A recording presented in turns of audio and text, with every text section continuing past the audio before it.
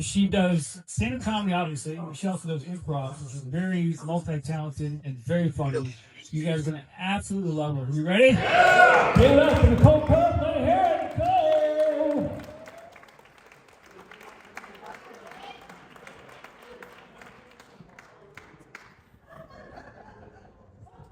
Hello, ready for Ron? How are you doing?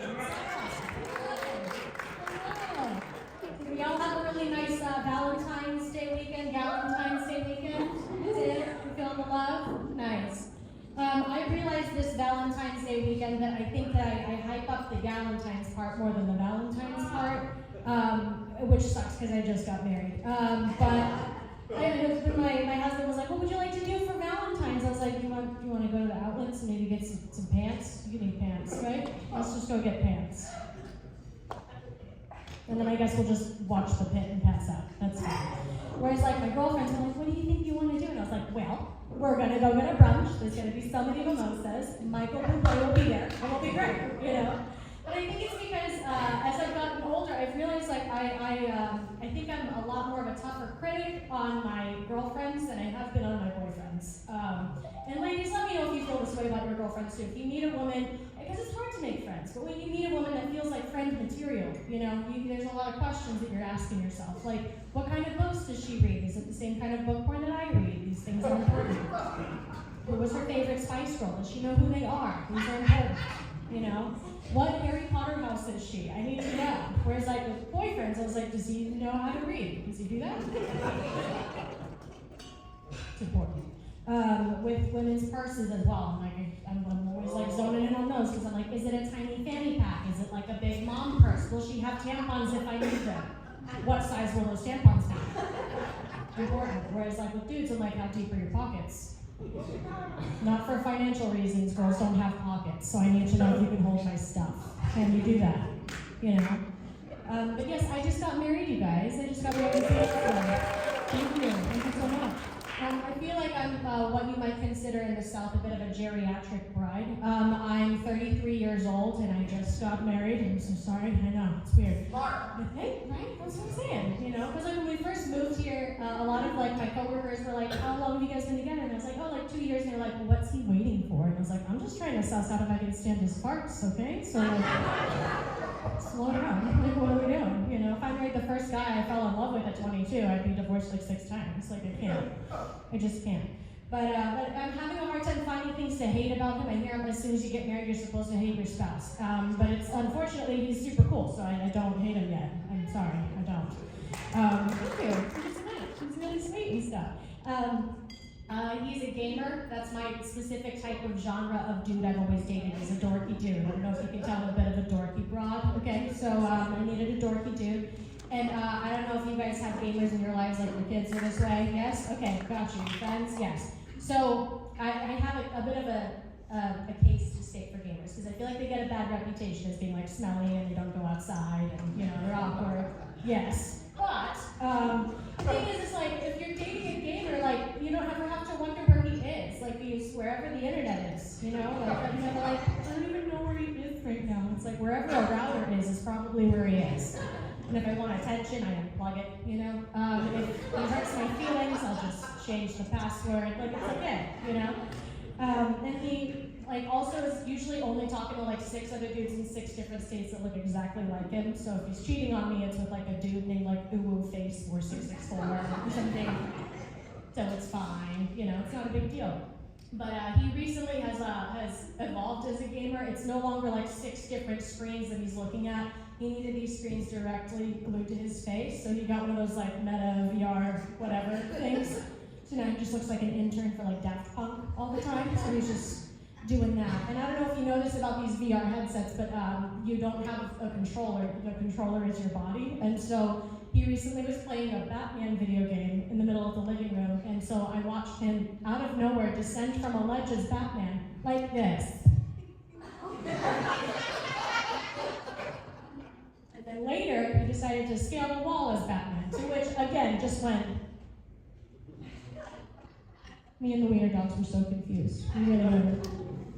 And, you know, recently he decided this headset was too hot, so instead of taking it off like a normal person, he installed a fan to the back of his head. now he just sounds like a cute little Roomba, so I definitely can't lose him. I can hear him coming like all the time. It's fine. And I'm not perfect, you know, like as you might not be aware, I'm a little bit of a doofus, and also I found out I sleep like a dead person. So I sleep on my back like a cadaver. My hands are already on my boobies like I'm already dead, and apparently I sleep with my feet pointed, like in second position, just all the time, just like that. And apparently I don't breathe super deep, so I think he's had to do that like mirror fog test a few times just to make sure like he's not sleeping next to a dead person. But also I talk in my sleep, but it's not like cute random sentences, it's like rumors or like allegations. So like I talk shit in my sleep, is what I'm saying. So, and he's the worst because he engages, which I wish he wouldn't, because then the next day he's like, do you know what he said? And I'm like, no, what? So recently I said, he can't even ride a bicycle. And he was like, who? And I was like, Kim Jong-un. I don't know if they have bikes in North Korea, but let's just go with it, it's fine. But he was like, what do you mean? And I was like, he can't ride a bicycle. And neither can Donald Trump.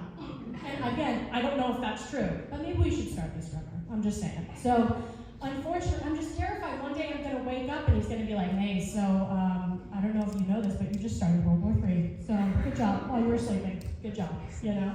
But we got married in Vegas, which sounds like a slutty place to get married. I know. But I'm from there. And yes, it is a weird place to be a baby, in case you were wondering. It is. I feel like I just came out the womb, just like, lashes already up, just like, ready to go. But it felt easy, because it was like, I could do the little Whitechapel, because it's quick and easy, but my family's all already there. So it was like, it felt very economical. But I don't know if you guys noticed this when people are planning a wedding, and people start giving you advice. It's always this like, sort of backhanded compliment. Like, it's always meant with the sweetest intention of like, I'm trying to help you. But it also always comes off like very judgmental. Like when I told people like, oh, I'm getting married in Vegas, they were like, oh, really? That's slutty. But it's your day. You do whatever you want to do. Oh, your flowers will be red? Whore. That's fine. It's fine. Elvis will be there? Jesus Christ. But it's your day. It's okay. He wasn't. He was busy, just so you know. Elvis was not there. But actually, while we were getting married, an Elvis impersonator did walk in at one point, and I just went, and he went, sorry. I just like descended into the shadows. It's good. But I also feel like I'm sensing a little bit of a curiosity here of like, what is she? And I get it. The winged eyeliner, the hoops, they're misleading. I understand. I've got a beady and a bum. I understand. I know. But I'm not Latina, in case anyone was wondering. I'm not. Thought you were thinking it. Stop, you know? But I get it, we share the same colonizer, it happens all the time, I understand. I'm Filipino, in case you guys were wondering. Yeah, so that means that I'm white and Filipino, so, trademark band. But no, so that means that my mom is from the Philippines and that my dad calls me Oriental, so. It's nice, I like it, it's good. But I feel like as a kid I experienced a lot of accidental racism, you know, like my grandma would give out the Christmas presents and she would be like, look, Coley, I got you the Chinese Barbie, I love you. And I was like, thank you, Phyllis, I appreciate that, Jesus Christ, wow. You know, but it's cool because my husband gets it because he's Pakistani, so it's good. Yes, so that means his mom is from Florida and he gets randomly selected at every single airport. That's what that means. It's good. Yeah, I love it. They're always like, sorry, sir, it was really random. We're like, yeah, okay, I'm sure it was. We'll never forget 9/11, I promise. But I guess that like when we have babies, they will be Wakapino. I think that's the name I'm gonna go with, Wakapino. We'll workshop it, it's okay, we'll workshop it. It's fine. But since moving to Charlotte, I've met 1.5 other Filipinos. I don't know if you guys have come across this in the wild very often here. We're not from here. So I thought I might just let you guys know a little bit about Filipino ladies in case you ever come across one in the wild, okay? So the first I like to call that like South Pacific Filipino lady, so she's like beautiful and she's thin and she's forever 21. She's most definitely a nurse. Probably a mean one, just saying, okay?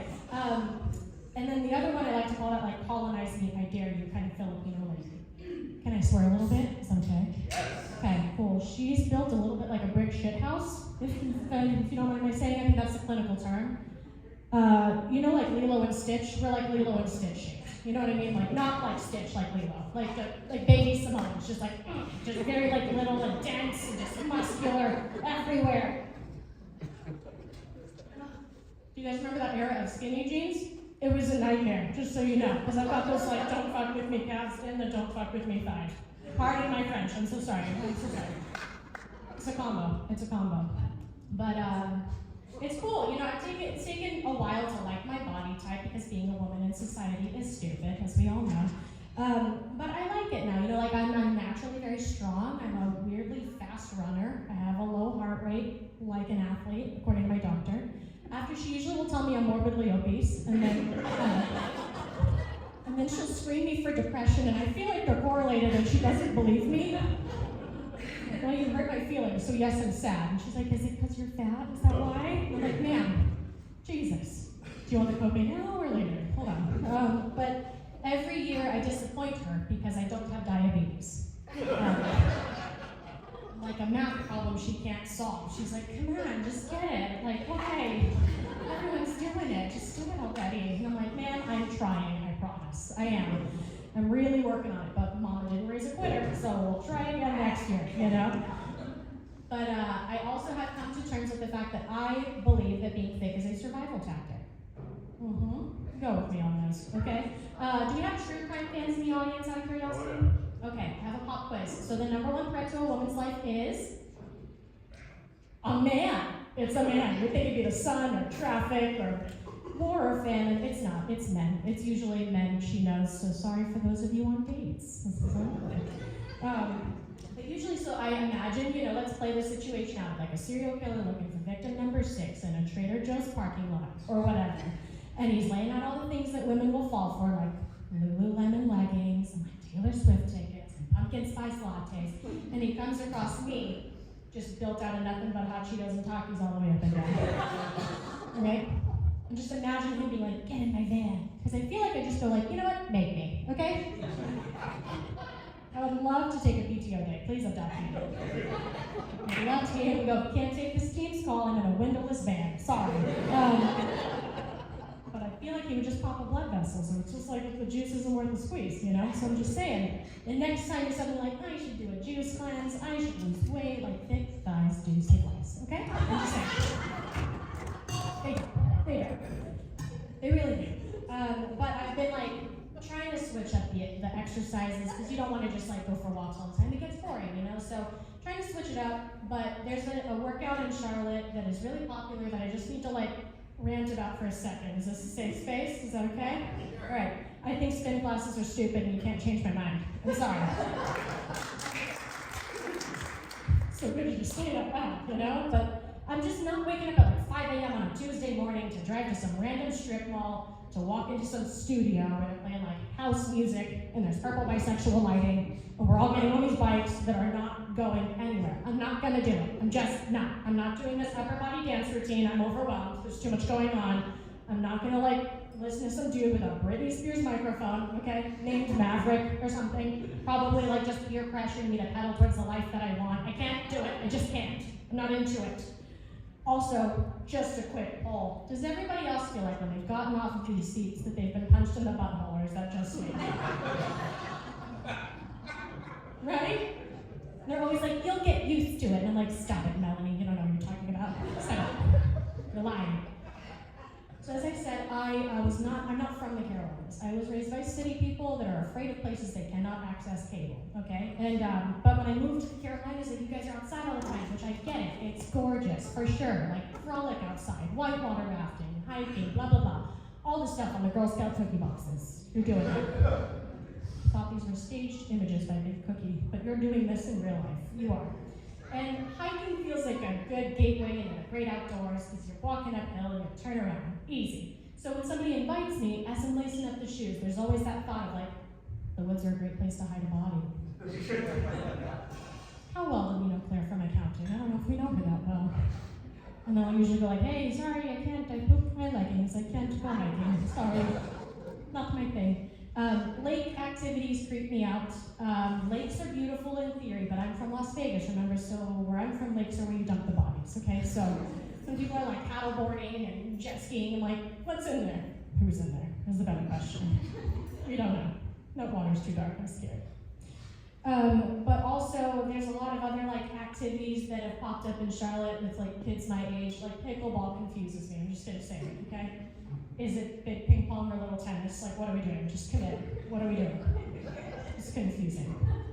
Disc golf is also something confusing to me. I've been run up on in parks by like random guys in jorts with a backpack full of frisbees like too many times. I'm very confused, and it feels like a sport that was invented by a deadbeat dad. I'm so sorry. It does.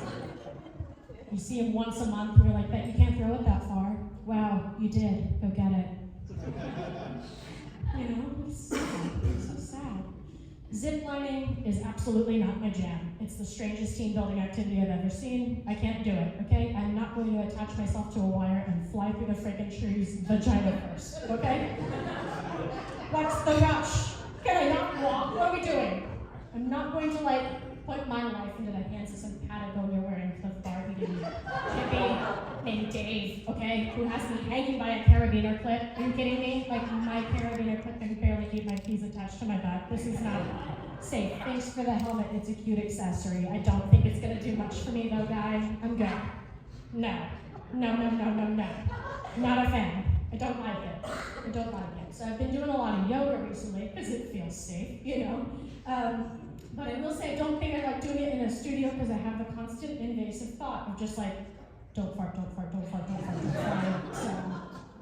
don't fart, you know, like that's all I'm doing.